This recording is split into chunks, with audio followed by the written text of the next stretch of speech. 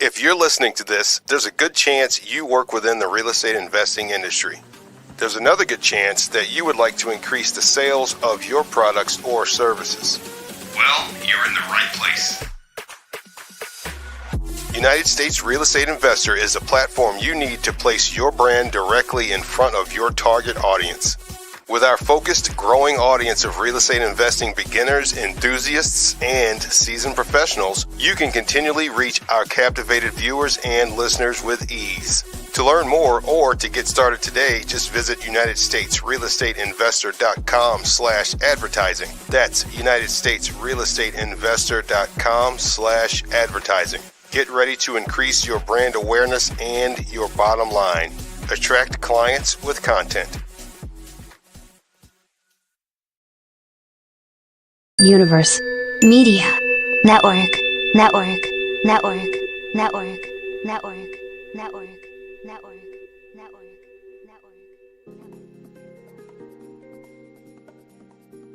Universe Media Network. A little glitch there. Hey, welcome to This Month in Real Estate Investing, where we help you separate the noise from the news. Excuse me. Jeez. I'm your host, James Brown.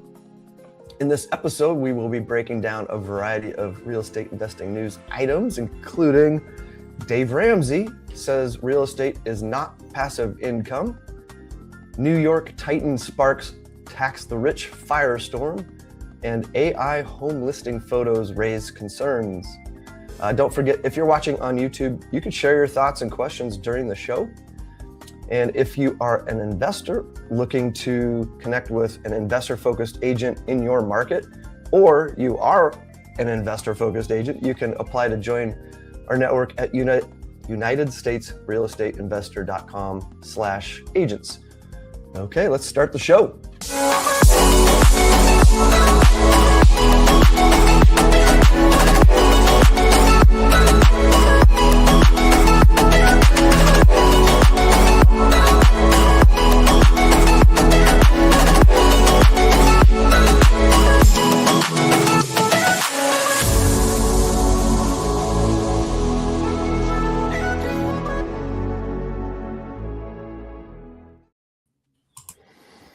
All right, our guests today are Paul Anderson, back for maybe the fifth time, Caleb David, and Natalie Levkovitz. You'll have to correct me in that order. Paul, why don't you introduce yourself and share your background, what types of investing you focus on? Absolutely. Well, thank you, James. Good to be back as always. You and Antonio do an amazing job. So my name's Paul Anderson. I am the founder of Vertical Funding Capital, which is my commercial real estate lending brokerage. But my background in real estate goes back to my childhood when I started working for my dad in a Century 21 brokerage about 8 years old. So I've sold on the residential commercial side. I've done development. I've done construction, done about everything you can do in residential, a lot of commercial asset management, asset disposition. And currently I've got some short-term rentals. I'm doing a little bit of land banking, and then I've got some commercial holdings that I'm hanging on to because they're cash flowing exceptionally well. And right now cash flow is king. Fantastic. Caleb. Well, thanks for having me, James. I really appreciate the opportunity to be on the show. And my name is Caleb David. With David Commercial Real Estate, got about almost 15 years of experience in this industry. My background is actually the nonprofit sector, so done a lot of work in community development, social justice. So a lot of that lens, I take a lot of that lens into my investments, as well as investing in my community. And I've been a landlord myself, but my main focus is brokerage here in Colorado on the Front Range, all the way from Pueblo up to north of Denver, and work alongside investors, developers, small businesses, and like to see the gamut of how each one of these sectors and each one of these groups of people affect the market and each other. Very good. Natalie. Thanks, James. It's a pleasure to be here with you, gentlemen. I'm Natalie Lefkowitz. I am the co-founder and CEO of Equally Crafted Management. We are a relocation management firm, and we come into developments and projects during resyndication. So we're really preserving existing housing stock. My background, I worked for an affordable housing developer for 10 years. I was the chief of staff, got a really great bird's eye view of how the world of development works, and realized there's a huge gap in what we do, which is ensuring that we preserve the housing stock we have and keeping heads in beds. So really excited to be here. Fantastic. What market are you in, Natalie? We are currently in 14 different states, everywhere from California to New York, Colorado, Minnesota, Boise, Florida, North Carolina, you name it. I hope I'm probably there, and just looking to continue to grow. But we work with developers across the entire country. Gotcha. Okay, cool. All right. Thanks for being here, guys. Let's dive into the news.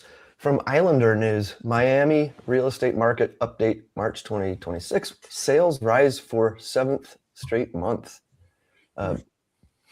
Just some stats here. So they climbed in Miami 10.6% for single family, and then condos rose 2.9%, and luxury properties increased 27% for ones above 5 million, which if you look at like Denver, we're about 1% above for single family, and condos are like -5. So that just a little contrast there. Yeah. I wonder how much of that is the New York effect when you hear so many people are migrating from New York to Florida, and more specifically Miami, because 27% bump on luxury. Wow. Yeah, it did say international buyers were like the major force of that. About half of the new construction was international investors. So. Right. But yeah, I mean, the New York effect is huge, right? It's got to be a big part of that pie. Yeah. What is it? The billionaire compounding billionaire effect of billionaires flocking to Florida from not just New York, but other states. Yeah, definitely. That was my thought as well, is that, the wealthy are getting more wealthy, and, they can afford to pay higher and beat out other folks and pay cash. So I think that definitely does also have somewhat of a negative effect in the market down the line. I agree. It's really interesting. I was actually born and raised in Miami. First 30 years of my life got to spend in Miami. I lived in South Miami. The wealth gap in Miami is insane, because when you look at Miami, there's a lot of individuals that come from South America or Cuba, Dominican Republic, Puerto Rico, that quite literally are under, AMI in all aspects. And now my parents live in Surfside, which is right next door to Bell Harbor, and buildings there are selling out, but they're never occupied. So every time I go visit, I can give an example of a building in Surfside, beautiful brand new construction. I believe it's $5 million for an apartment. And when I go there, maybe 1 or 2 apartments are occupied at a time. So they're purchasing these properties, but they're not actually residing in them, which I think is really the interesting part. Is it's just somewhere to put your money, essentially, a holding. Yeah. Maybe similar to like China, they've got these ghost cities, right? People have bought these properties, but there's no one there. Correct. Yeah. Similar to what we were talking about Las Vegas before the show, you have these massive communities going in, but they're not selling, closing. There's no absorption, but the construction is continuing at a very robust pace. So, yeah. Well, let's go to the next article from MoneyWise via Yahoo Finance. Dave Ramsey is sitting on $850 million in real estate. It says anyone who calls it passive income is lying. Duh. Like anybody that's in real estate knows that, right? Not a shocker. He does admit, though, he's like, there's different ways of doing it where it's less passive or more passive, right? Yeah, and I just find it a little bit hypocritical, honestly. And I know people who have worked for him in the past, and it's not a good work culture. It's more of a do what I say, not what I do, atmosphere and culture.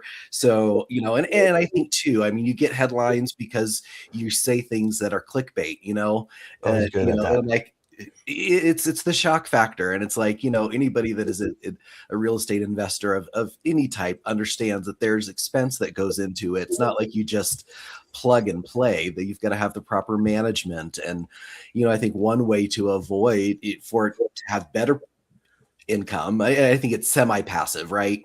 And having the right management, and I come from a commercial background, so he talks about rising expenses and things like that, but it makes me wonder, how much does he really know about commercial real estate? Because that's why you have triple net leases for your tenants, where that gets passed through. So again, I think it's just him trying to sound like an expert when, I think he's just trying to get some attention.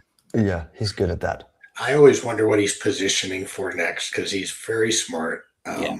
But to your point, Caleb, it can be as passive or as active as you want it to be. Yeah.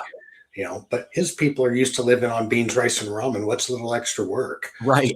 So,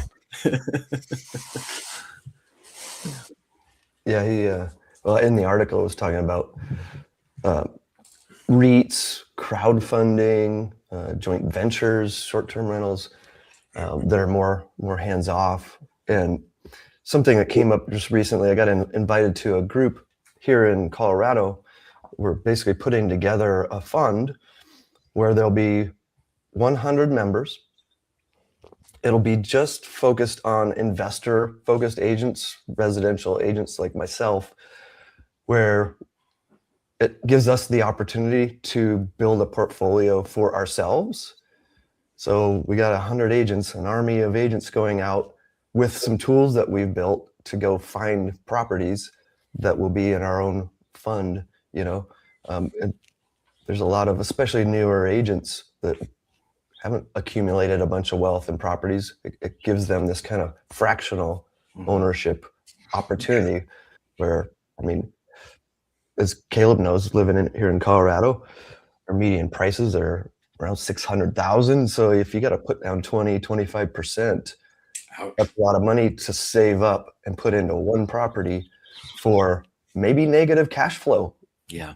In this market for a while. So this gives some opportunities to.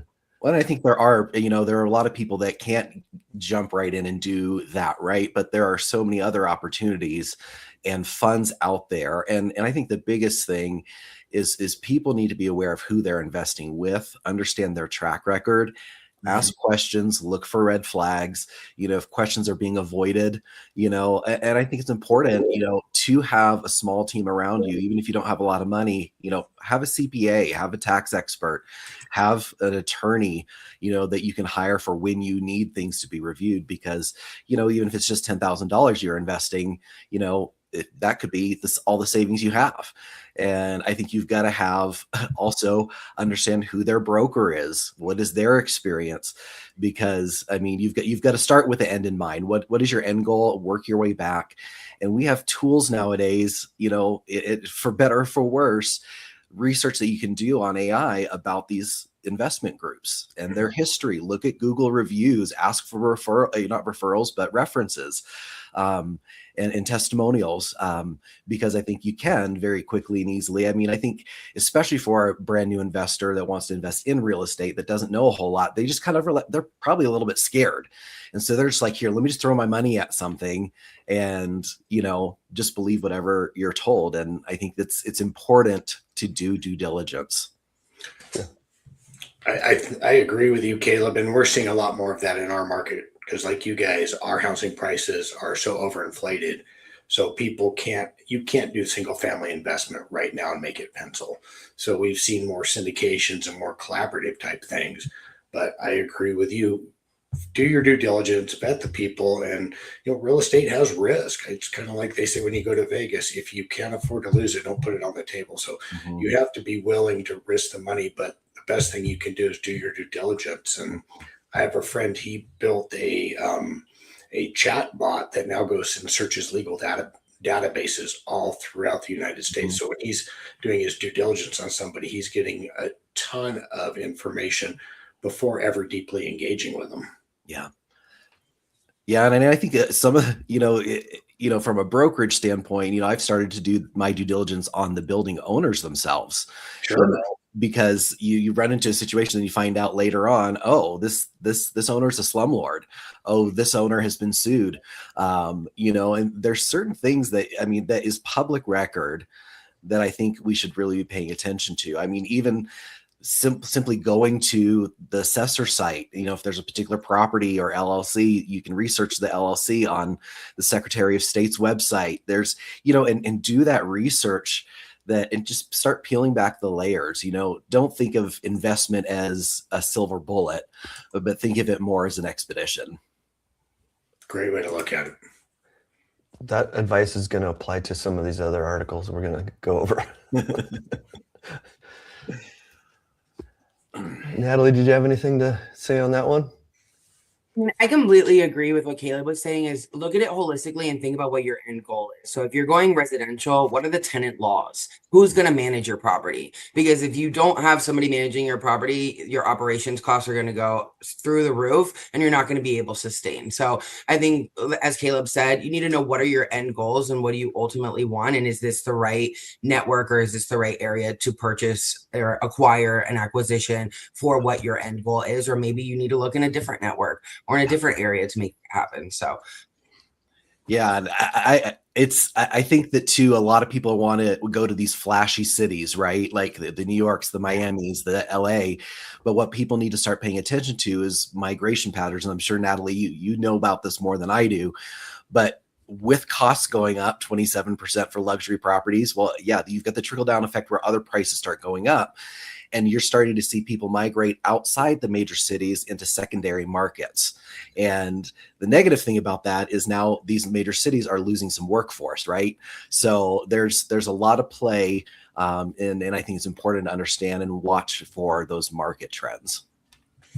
Well, Caleb, to that, most Californians, or a lot of them, are migrating to Texas. So now Texas is having a housing problem. So what they're doing, which I think is really interesting, is they're taking market rate properties that are existing and they're converting them into affordable housing properties because they already have these existing properties and they're having an affordable housing crisis because so many individuals are coming from California where the taxes are through the roof. So it's not even necessarily a real estate, but they need to migrate. So yeah, I think looking into different areas and networks is really the move because eventually people are not going to be able to sustain living in these larger cities. Yeah.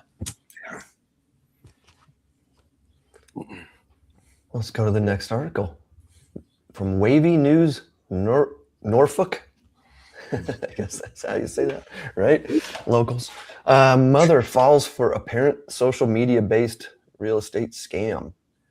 It was a rental listing on Facebook Marketplace. She was trying to get a rent-to-own home. That's the world I live in. A lot of people are attracted to that. Unfortunately, can get scammed. Anyway, she sent her rent and deposit payments through, it says unofficial methods. I don't know what that was, but very specific. Yeah. Anyway. Well, I think this is a public education thing. It's the reason why I started my podcast, is to educate people in commercial real estate so they know what to look for. And I think that generation is very trusting. And, I've had family members get scammed simply because they didn't take the time to ask a few questions. And I think there's got to be some regulation for these social media platforms, for there to be rules. I mean, at least in the state of Colorado, if you're posting something on Craigslist or on Facebook Marketplace, there are standards and certain things that have to be listed on there.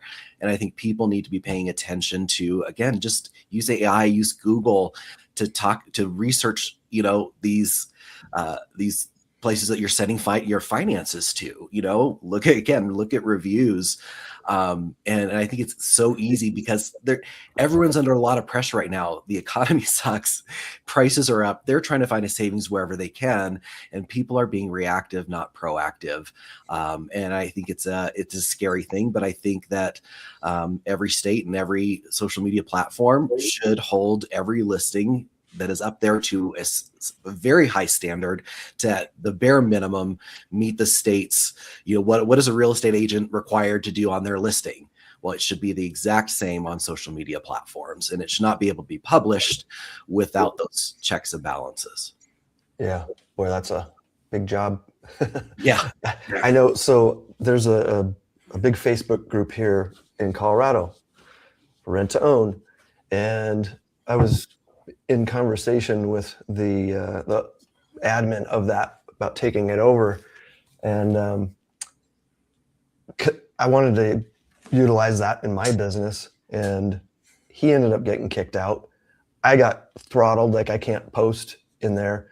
And it's just a flood of rent to own, rental type posts. And the majority, I don't know, 90% of them are obviously not right. Like, an apartment here is $1,600 and they'd be like, $700 or something. It's like, that's not real. That's a red obviously flag. Not real. Red flag. But there is just a stream of them. And I was going to go and clean them up, but I can't. But it's just going and going, and Facebook's not doing anything. So I'm sure there's people getting scammed left and right in there. Well, and I think to Caleb's point, everybody is struggling right now. The economy is performing poorly. It's difficult. They're looking to save wherever they can. And I think they're not making the best decisions because they feel desperate. And they go in, when I was reading through that article last night, I'm thinking Cash App and Bitcoin. For me, I know that's not how I'm conducting business, but this is what I do every day. But for your average person who that's probably how they do some stuff, they don't know the difference. And then they're out. And, to Caleb's point, these social media platforms need to be flagging this stuff, at least several sites can have a pop-up warning before conducting business. Please do your due diligence. Help better protect the consumer. And put disclaimers on these posts, right? Make a forced disclaimer so the public knows that they're putting the information out there, but you've got to do additional. It's like the buyer beware, right? And, I don't know if this is something that has been coming up on my listings, is I'll get an email from someone saying, I want to buy this building. Let's schedule a Zoom call. Let's schedule a thing. And I'm like, no, let me answer your questions for you. This is a scam. So people who are listening, if someone is not going to talk to you on the phone, meet you at the property, and show up and be transparent, then don't get on a Zoom call with someone. Yeah. There's some danger there. So it's a pattern. So now even scammers are coming to commercial listings, trying to find a way to scam you. And I just let people know, I'm sorry. You know what? There's been a lot of scams recently around this. So I'm happy to answer your phone call or meet you at the property, but be aware of people who are trying to get you on a call without giving you basic information to begin with. Yeah. And it might just not be the right time to own a home. And that sometimes is of its truth too. If you're not in the economical state to purchase a home where you're going to Facebook Marketplace versus going to a realtor that's going to lead you in the right direction, then it just might not be the right time, because owning a home is a big expense. Aside from paying your mortgage and the taxes, when something goes wrong, it's now your responsibility. So I think taking a step back and assessing and seeing this might just not be the right time, and not making an irrational decision where you're sending a stranger an unbeknownst amount of money through who knows what platform, versus saying, if I'm not in the position where I can go to a banker, I can go to a realtor, I can go to a lender, an investor, then I probably shouldn't be purchasing this home. I agree. Great point. Yeah. I've been working a bunch of short sales and pre-foreclosures here in Colorado. Ugh. It is bumping up, seeing a lot more coming because of people that got put in positions where they shouldn't have. Mm-hmm. So, well, hey guys, let's take a break to learn about one of our partners. I could say If you are serious about real estate, And tired of guessing, you need to know about Real Expert Talks. This is where real questions meet real experts. As a member, you get direct one-on-one access to experienced real estate professionals. No courses, no fluff. Just focused video calls where you ask your question, get the answer, and move forward fast. 5 minutes, 15, or a full deep dive. You choose. One conversation can save you months of mistakes. And if you're an expert, this platform was built for you.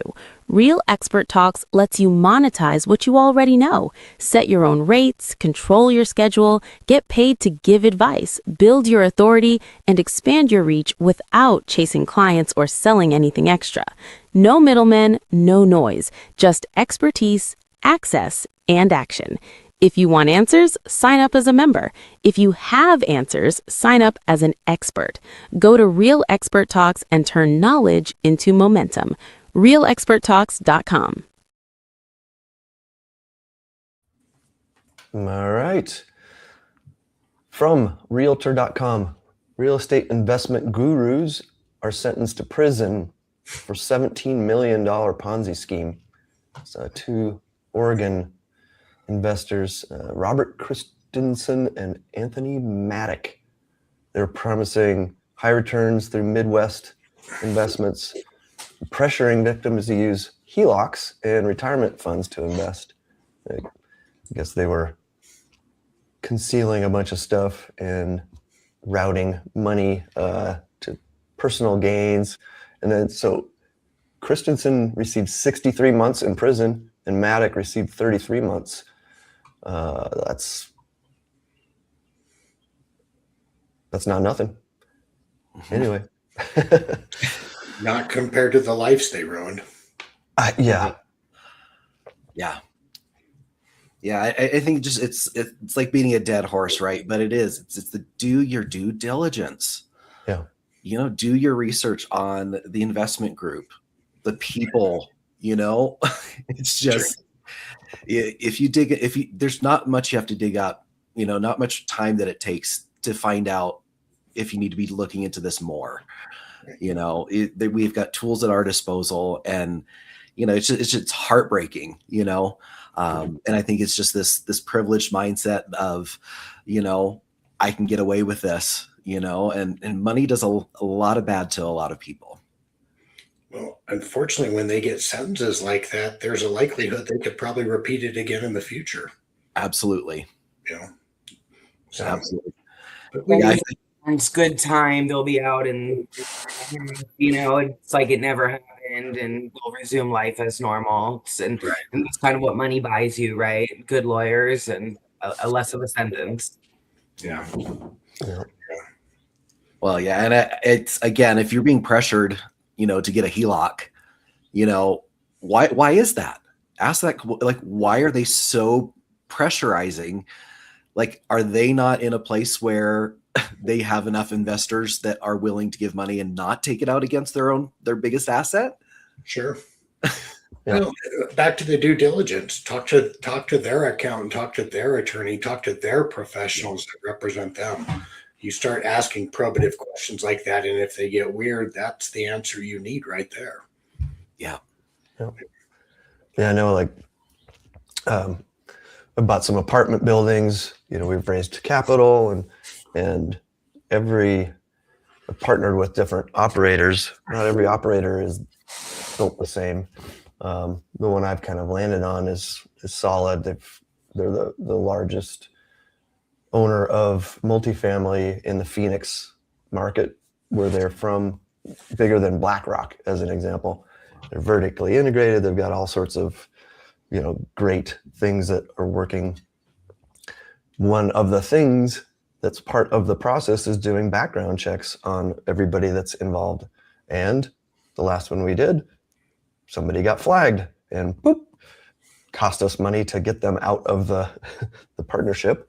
Yeah. But at least, we're all good. Like, oh, okay, there's that person came out in that due diligence, It worked. it worked. Yes, And it was I think worth the too- time and money to do that. Yeah, go ahead, Caleb. And I think potential investors need to be also looking at the background of the agent that the investor is working with. Go to the Dora website, put in their name, you can look and see within seconds, if there's been any files, suits against them. Have they ever had their license suspended? That's one other place that you can look to try and figure out if the deal's right for you. Yeah, and I'm sure AI could help. Yeah. Like if you were like, wait, Dora, you didn't even know what that was. Yeah. AI would be like, oops, I found where at least it can point you in the right direction to go find that info, right? Yeah. Well, and we can all do more to share those resources and put it out there with all the channels we have to better help the consumer. Yeah. Like this channel. Yes. Yes. Right. All right, cool. Let's go to the next article from The Guardian. New York real estate titan likens the phrase tax the rich to racial slurs. Steve Roth, CEO of Vornado Realty Trust, compared the phrase tax the rich to hateful racial slurs during his company's quarterly earnings call. And it was also criticizing New York City Mayor Zoran Mamdani over proposed tax on second homes valued above $5 million. So Dramatic much? right. I mean, come on. I mean, this is absolutely ridiculous. I mean, I think we've got to start looking, because I think we look at cities like Miami and New York as the playground for the rich and the famous, right?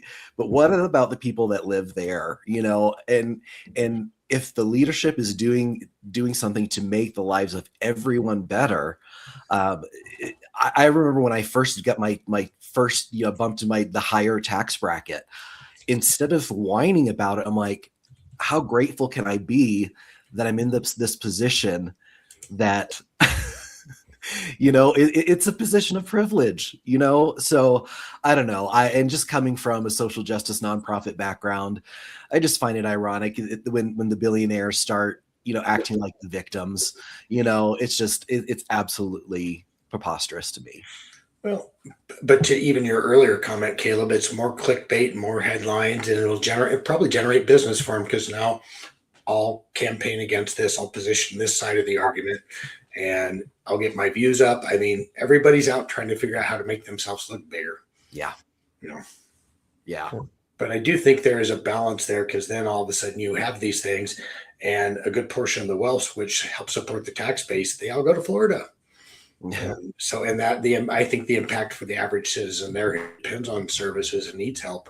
When you lose that much tax revenue, I think it also has a very adverse effect as well. Yeah. Yeah. I think it's not a black and white answer, right? And I think we're so polarized as a nation right now that these are the things that are dividing us even more. And it's like, all right, let's do our own research. Let's find, and this is hard work, right? Finding that balance between affordable housing and, responsible commercial development. Like, there's got to be communication and overlap, to where it's not serving one side or the other. I noticed in here it was talking about Mamdani publicly highlighting a $238 million penthouse owned by Ken Griffin. Whew. That sounds like a whole building. But it seems like we've talked about, I think Ken Griffin owns a bunch of real estate in Miami as well. So maybe he owns. I need it immediately. Oh. Well, and he's doing $1 billion development in New York right now as well. So that was the one where he went and shot the campaign commercial right outside of his penthouse. Again, great clickbait. Yeah. And it gets his base riled up. It's going to generate votes, probably get people out to vote who may not. So anger, fear, frustration, those are great motivators. Mm-hmm. Mm-hmm. True. Yeah. Let's hop to the next one from Fox 13 Tampa Bay. AI generated home listings raise concerns about misleading real estate photos. That's a thing. I mean, it's amazing what AI can do, right? Yeah. Similar to the Facebook listing, right? Right. That's exactly what I was thinking about. Similar now. to the Facebook listing. I mean, it's easy for them now to kind of make an imagination of what they want it to look like and sell it to the consumer. Because, I mean, I'm raising a teenager. I personally think that we're not teaching people how to use the internet these days. So they're just typing and they're believing, and they don't know how to do the research to kind of weed out what's real, what's not real. And everybody knows that consumers are falling into this, so why not? They're monopolizing off of it because they're able to. So they just use the platforms and build out a dream for people, and they eat it and they buy it, and it's really easy for them. It's a no-brainer. I mean, you see these AI videos on social media, and you can't defer whether it's real or not. I mean, people see AI videos of themselves, and they don't know if they're real or not. So how do we expect the consumer to see pictures and then know whether that's a real photo or not? And James, you might know this better than I, because the real estate commission is a little bit more strict on residential. But, in my understanding is that in the state of Colorado, they're very, very picky. Like your boards of real estate, are very picky. Like if something even looks too perfect or like it might be AI, they flag it, and almost regulated to the point where it's frustrating to agents. From my experience that I've talked with other residential agents. But I mean, I don't believe that AI photos should be allowed. Yeah. Well, what they're doing is like making it so that you have to put some kind of a stamp on there saying, hey, this is AI generated. And or in some MLSs, you have to have both the original and the doctored one up, the gray area. And it's amazing. A professional photographer with some good lighting, or maybe not as good lighting, wide angle, I can make a property look really good. Then you show up, you're like, So there's always been that. Right. But now with AI, I mean, you could put in a whole new lawn and that kind of stuff. So like virtual staging does that too, though. Yeah, exactly. It's the same thing. You take a room and you start putting all this furniture and shower curtain, and it just looks completely different. You walk in and you don't think that it's the same exact thing. So virtual staging was like pre-AI of our industry. Yeah. Yeah. And then it affects the stagers, right? It affects their businesses. Right. Exactly. Yeah. Exactly. True. I am a believer in staging, and there's data to show that it really does help when you walk in and you see a place with furniture, actual furniture. And then you're not getting that bait and switch feeling either. Because it's better not to even virtually stage, I think, if you're not going to have furniture. So, and I think too, like if an agent is taking the shortcut with AI photos and virtual staging, like what does that say about the agent? We're going to take shortcuts. Yeah. And that's not someone you want representing you, in my opinion. Yeah. Well, today with your iPhone, you can do so much, because I'd listen to the agents complain, our average package went from about $350 to $900 for a 3-bedroom, 2-bath, single family home to have it professionally photographed. So I understand part of their pain point, but you've got to go walk that property, and there's enough out there. But I agree with you. I think AI skews everything, and it needs to be fully disclosed. And again, that goes back to kind of a buyer beware and a due diligence thing. So if I'm their agent, I'm going to go take real pictures of the home before they ever do anything and show them, hey, here's what it's going to look like when you get here. Yeah. So agreed. Well, let's take a break and hear from our next partner. Are you looking to elevate your business through exceptional content? Universe Media Publishing is your gateway to success. We understand that in the world of business, content is king, but not just any content. Your business deserves content that captivates, convinces, and converts your audience into clients. At Universe Media Publishing, we specialize in crafting SEO-rich web content, persuasive copywriting, and marketing copy that resonates with your audience. We don't just write, we engage, we connect, and we deliver results.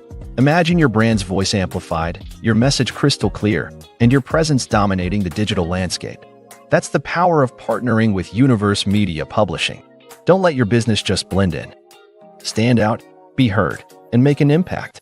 Connect with us at Universe Media Publishing, and let's turn your vision into reality.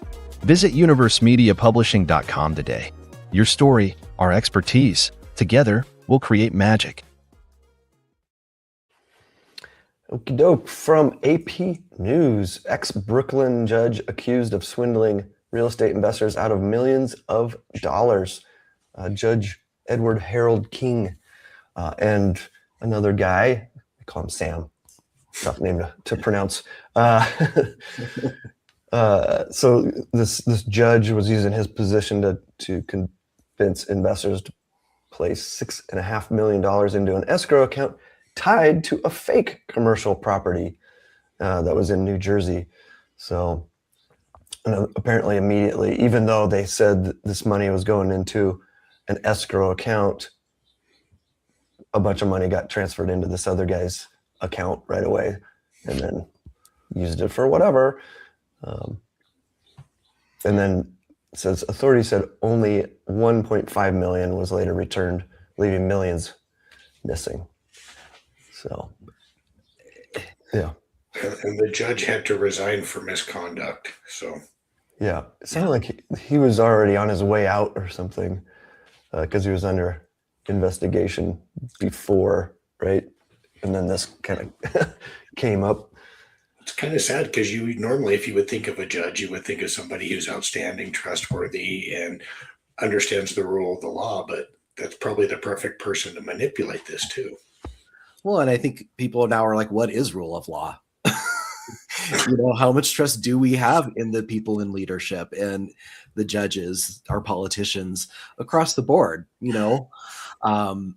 And I guess to me, I feel like if something like this is happening and someone is in that position of authority, there should be additional oversight to make sure, additional checks and balances, because I mean, it's violation of a person in a position of trust, right? Like you're violating the trust of the general public, not to mention the individuals who are taken advantage of.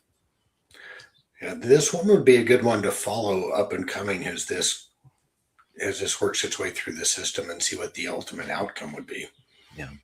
So, but I see that point, Caleb. It's like there should almost be like an enhanced sentencing if a person who's an elected official abuses the public's trust.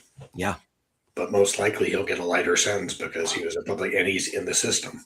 Yep. So it's a broken system. A lot of flaws in it. Yeah. But that's what allows us to do this show. We need people like them. Mm-hmm.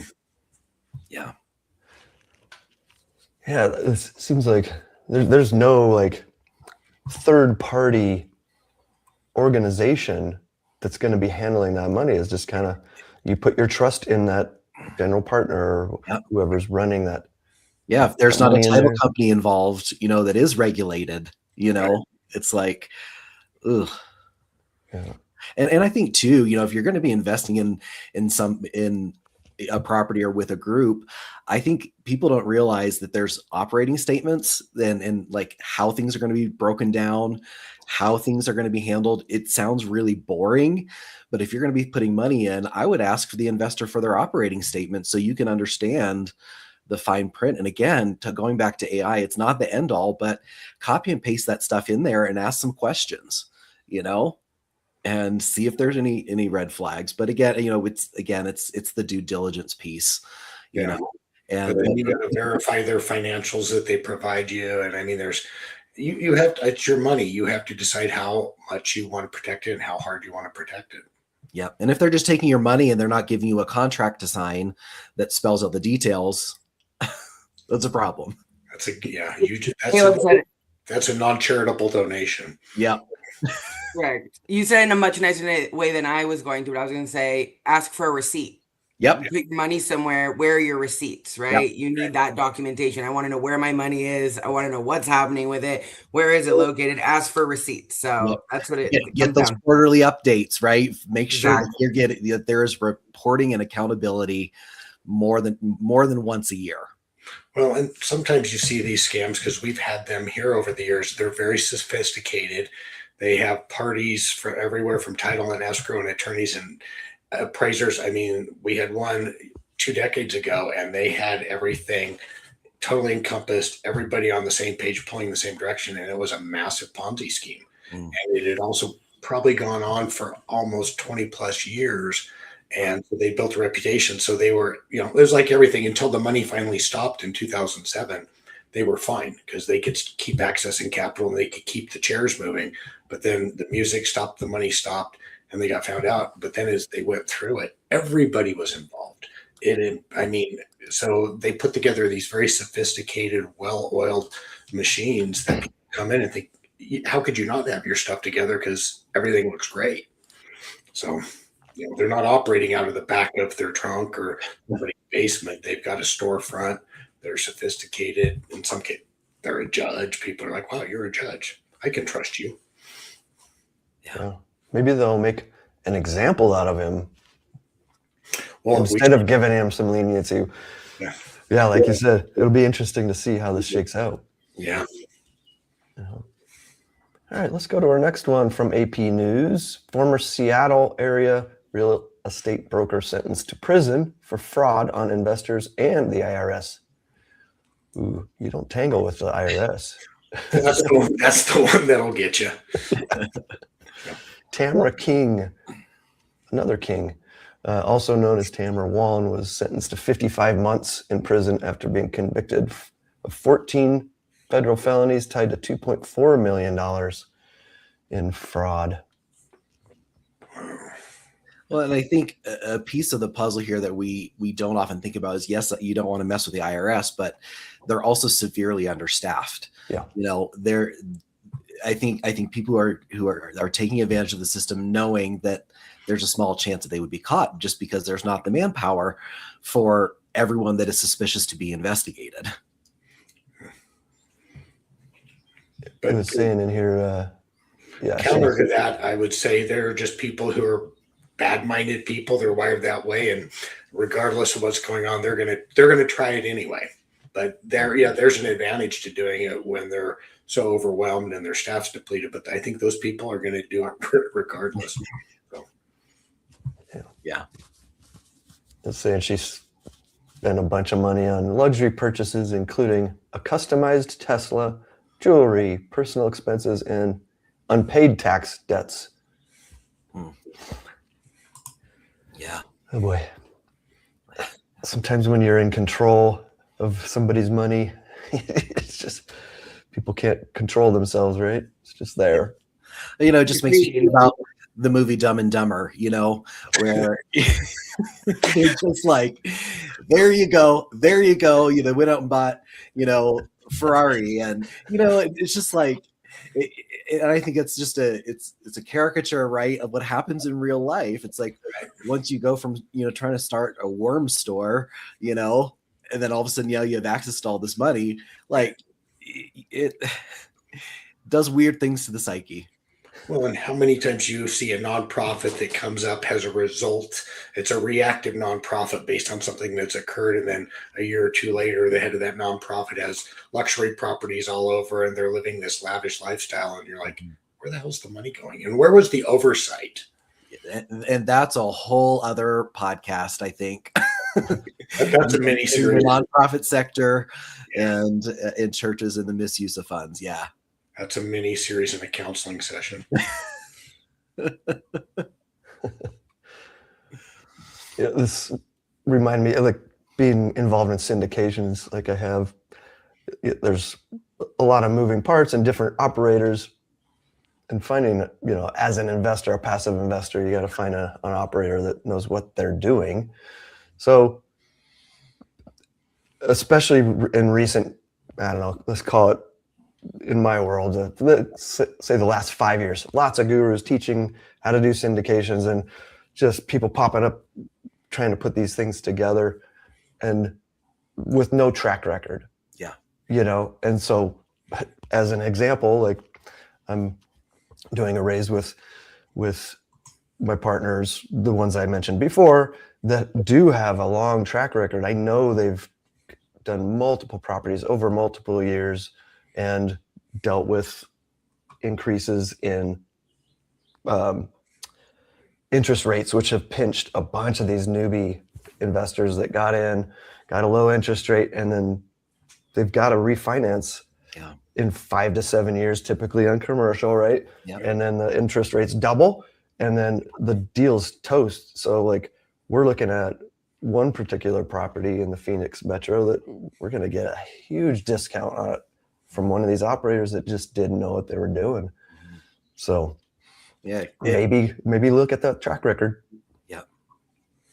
Well, no, I think we're definitely seeing in the market a lot of commercial owners panicking. They have been for the last 2 years. So we're seeing an increase in property exchanges because a lot of people are, instead of going to refinance because now all of a sudden their investment doesn't pencil, they're now in the red. They're now selling their properties, getting out of those and reinvesting elsewhere. So I would definitely say, for me, in my experience, since December of last year, that's when people have started disposing of property. Yep. I think everybody wants to make the deal work so bad that sometimes even when it might pencil, but there's no contingency, nothing can go wrong, we're still going to go get the deal, and they go for it knowing something always goes wrong. Where you're going to be in a few years from now, where, like I said, I was a chief of staff in a development firm. You have these young developers that get a few years of experience. They have a really big ego. They want to leave the firm. I can acquire a property. I know what I'm doing. A few years later, you see them and they're consulting for other folks because they can't sustain, right? Realistically, they can't. And that's what I see it happening all the time. And it's sad to say, they're great consultants, but you need to do, we keep saying the word of the day is due diligence, but like James said, work with a group that is vetted, knows what they're doing, knows, how to operate and how to execute and can deal with refinancing and making the deal work again. So and making sure those people have gone through market cycles, right? Like, we typically see market cycles about every 14 years or so, right? So, not that I'm saying don't work with a newer, investment group, but have they considered historical market cycles, And, we kind of just are coming through on that 14-year cycle from 2008, or just a few years ago did. So, understanding the market trends and how much experience do they have, because, like you said, the younger generation, they're all they see, if they got in the market and things were amazing, they've not been through a down cycle. So I don't trust anybody, a broker or anybody else that has not been through the hard times. Yeah, if you can perform in an adverse market, to me, that's the true test. To your point, everybody who got into the business in 18 and 19 and crushed it from 18 to 19 to 21, that was not a normal market. Mm-hmm. And then all of a sudden, we didn't hit the brakes, we hit a wall. And now all of a sudden they're consultants, they're coaches, they're doing anything but the business that they can't do during the tough times. Mm-hmm. And so I agree. I think there's that track record and being a little battle tested from dealing with adverse markets. Yeah. I was in a group for a while where we would have different operators, syndicators, general partners come in and pitch their latest deals. And we wouldn't even talk to them. We wouldn't let them even come in unless they'd gone through at least 3 deals full cycle, where it was either sold or refinanced, without having to sell off or do a major capital call or something like that.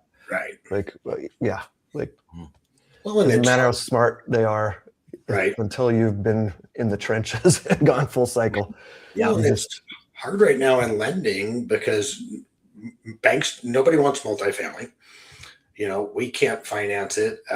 Office space, I get a lot of referrals from banks because, they were in that COVID money, like Caleb was saying. So that 5-year window is up. Now we're coming up on the 7-year maturities, and the banks don't want it back on their books, and then it doesn't pencil. Yeah. And so it's going to create some great opportunities, but it's going to create a lot of heartburn for owners and owner operators over the next several months. That is 100% true. I'm dealing with that right now. The amount of creative funding I'm having to try to find for clients right now is I mean, never have I seen it be this difficult before in almost 15 years. Yeah. And, we're seeing a lot more seller financing. Like, Mhm. I mean, I'm on my second seller finance deal right now, Yeah. because the sellers are like, these owners they're in their early 70s, mid 70s, and they're just like, they've moved to Arizona or they moved somewhere else, and they're tired of being a property manager.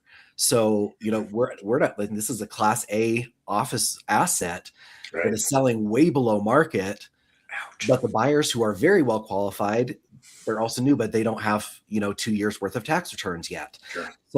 So our only solution to create a win-win there, after the deal died like 3 times, is seller financing, Yeah. with the proper legal documentation. But yeah, I mean, I would second that it's getting harder and harder to find traditional lending, even on projects that are, Great project. great projects. Yeah. Mhm. Yeah. Because typically we'll look to bank first and then we'll go different sources, be it private, life co, whatever it is. And the banks just don't want it. Now, as a result of COVID, 8-10 years ago, we could finance a class A office building. We didn't have to go out to the owner and any of their tenants and do a workplace survey of, hey, how many of your people work hybrid? How many work remote? Do they have the ability to work remote? Because they started seeing all the defaults during COVID. And now you're having to send this to an owner who's tenantized their building, and you've got a bunch of people not wanting to come back and tell them how they're set up. And banks are like, we need more surety than that. Or they're going to have to, open massive deposit accounts and all those things. So yeah, it's been a boon for the private side, but yeah, the banks, they've made it really difficult for even very well qualified borrowers on great properties. Mhm. Again, it goes back to your market and the laws and rules and regulations. So here in DC, banks don't want to touch Washington, DC at all because the tenant laws are just so friendly and nobody pays rent here since COVID. It's like something happened during COVID and DC doesn't enforce it. The court system is terrible for landlords. I mean, I've seen a lot of my colleagues on the DC courts advocating and fighting that as developers, there will be no new developments in Washington, DC. The banks do not want to come here. And it's a huge problem for us here in the district. That is problematic. Yeah. Yeah. And I think that brings a great point, Natalie, is understanding if you're investing in a commercial property or even residential, what are the tenant laws and what are, you need to understand the risk, and again, it goes back to there's got to be a balance between, rights for both. But yeah, I think that is a huge thing that people do overlook, Natalie. What are those, there's some exposure there. Well, James, didn't you mention a couple of years ago on the podcast, you had some properties where you were dealing with squatters' rights issues? Was that one of yours? One of mine? Yeah, I thought in Baltimore or something like that, you had some issues with squatters' rights, and where I've heard it can be like 18 to 24 months to evict a squatter. Wow. Yeah, not us, but I mean, Colorado laws have gotten way more tenant friendly. I just paid my attorney a bunch of money to update it to make sure my docs were updated. But yeah. I think to Natalie's point, local politics can affect your investment a lot more than if you don't research Absolutely. it. Yeah. And I think as laws change, the investor should be reviewing their leases to see what needs to be adjusted. Yeah. Whatever money you pay that attorney is going to be well worth it. Get ahead of it. 100%. They don't cost you money. They save you money and heartache. Exactly. And having the right management company does as well. Yeah, because absolutely. You need to have a property management company that is active in collecting and or enforcing or evicting, really following up with the steps because it accumulates rapidly. And I've seen rents. I've helped developers and landlords on projects where folks owe $64,000 in rent. I mean, like it's a completely normal thing and you can't get them out and it's hard to kick them out. We've had to almost at some points not bribe, but offer a financial incentive to just leave, because it's more economical for the landlord to pay them to please conveniently leave, and will not even take you to court on your entire $64,000 in delinquencies. We just want our unit vacant so we can rent it to somebody that will pay rent. Yeah, and if they're that far behind, they can't afford an attorney, so the landlord's going to end up paying for it. So you're right. Yeah. Stop the bleeding. We actually look for, one of the things we look for is the management of a property, and undermanaged, poorly managed properties. There's a lot of value add potential, and those are things we look for in our acquisition strategy. Yep. Yeah, that's huge. Yeah, I've tried self-managing, and our rent to own is usually not a big deal, but regular renters, and I'm in the co-living space too, renting by the room. That's even more people in the affordable space to tend to stop. My kid rents my house, and I use a property manager. Yeah, just I'm not dealing with her. I'm like, that's who you talk to, not dad. Yeah, and like Natalie, like talking about finding a good manager. Any manager besides yourself, but a good manager is worth their weight in gold. Yeah. For sure. Yeah. Especially as tenant laws. Yeah. If you just text that to Dave Ramsey, James, that'd be great. So yeah, I think I got his number in my phone. No. And I think too, nowadays I've had a few people on my podcast that are leveraging technology and property management that makes it a lot more efficient. So there are tools out there that will help the property managers be more efficient and actually potentially lower costs. Mm-hmm. Yeah. And have an eviction attorney on speed dial, which is tough. I've been trying to find somebody in Denver that will actually answer the phone or call back. They are busy. It also sounds like a very miserable job. It's like being an insurance claim adjuster in my mind.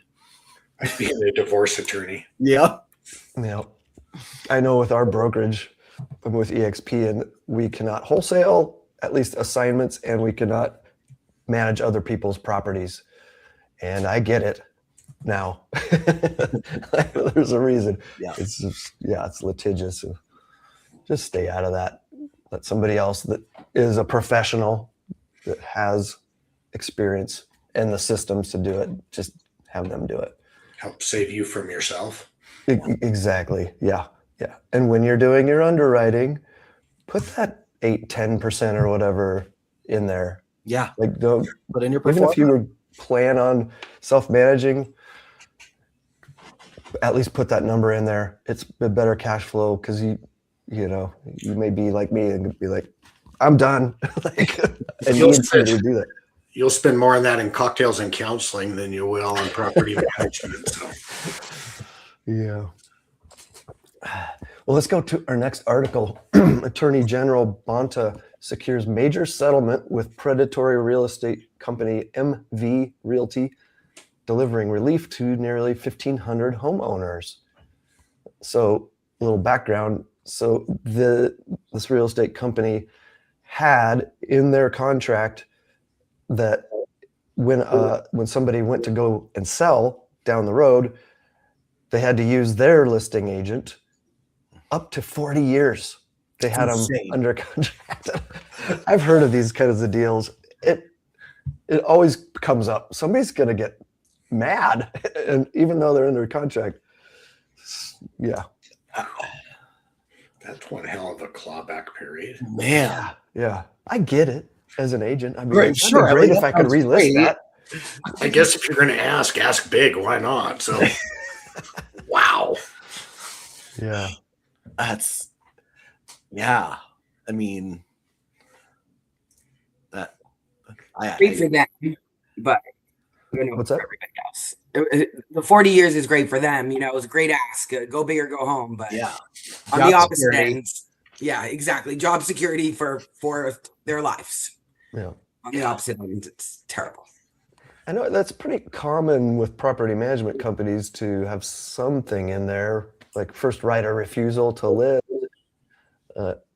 I've heard of that. I don't know if it's as heavy-handed as 40 years or whatever, and how enforceable that really is. Obviously, this was not enforceable because now they're going to court next month. Yeah, executives are barred from conducting licensed real estate business in California for 5 years and must pay 1.2 million in penalties. Yeah, it's a good slap on the wrist. I wonder how many years it had been going on. I wish it would have added that for some context of when did this start. Yeah. I mean, obviously long enough to get a civil settlement, but yeah. This would be one I'd be interested in following as well, because it's very, very interesting. I'd be interested to see what the principals who got barred from doing licensed activities start doing now. Kind of like, well, after the banking meltdown. So you can't be in the mortgage business, but you can go to work for a bank because their FDIC charter allows you to work there, but you can't work as a non-bank licensed originator or things of that nature that we used to see. So interesting. Write a book, go on a tour, speaking tour. Yeah. All right, cool. Well, it's time for a fun news item from Gizmodo. Majority of Americans support ban on surveillance pricing and electronic shelf labels. You think? So my question, electronic shelf labels, that doesn't seem... I'm assuming all that is just putting the price on there digitally instead of paper, or is what is it? Paul, yeah, I was kind of wondering too. It's kind of like if you've ever used Uber, certain times of the day the rate goes up. So it's like flex pricing. Yeah. So now you've started to see that in the grocery store and in retail outlets. So they have these digital price meters on there, but the price can vary and fluctuate throughout the day. That's insane. Oh, okay. That's where we're at on some stuff. So Doritos at midnight on a Saturday are going to go up or whatever. Right. Just blow into this little meter here and we're going to find out how much you'll pay. So, yeah. Right. Yeah. Interesting. Okay. That's I mean, great for the retailer, right? I mean, props on you for figuring out you can take advantage of people, but is that ethical? I think not. Yeah. I mean, retailers are always trying to figure out tweak that stuff. Real-time pricing on Doritos. So, yeah, it's interesting. Well, I mean, it always goes back to supply and demand, right? Right. So if Doritos are double at midnight somewhere, and the other place is like, yeah, we're not doing that.